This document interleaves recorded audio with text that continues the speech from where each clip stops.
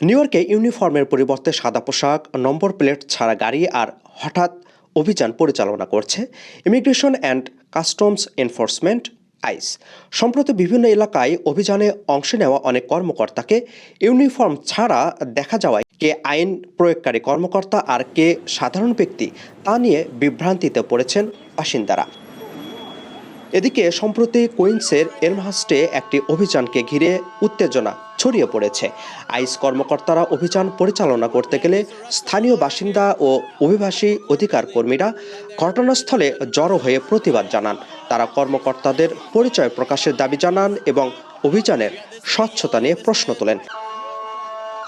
অভিবাসী অধিকার সংগঠনগুলোর দাবি, ইউনিফর্ম বা স্পষ্ট পরিচয় ছাড়া অভিযান পরিচালনা করলে সাধারণ মানুষ আতঙ্কিত হন এবং আইন প্রয়োগকারী সংস্থার উপর মানুষের আস্থাও কমে যায়। তাদের মতে অভিবাসন আইন বাস্তবায়নের পাশাপাশি নাগরিকদের সাংবিধানিক অধিকারও সমানভাবে রক্ষা করা জরুরি।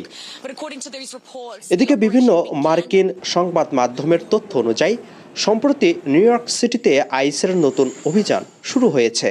প্রথমে কুইন্সে এই কার্যক্রম পরিচালনা করা হলেও পরে তা সিটির অন্যান্য বড়তেও অভিযানের পরিকল্পনা রয়েছে। আপিল মাহমুদ, ঠিকানা news, new York. City earlier this month by Army veteran Andrew Arabaka, who set fire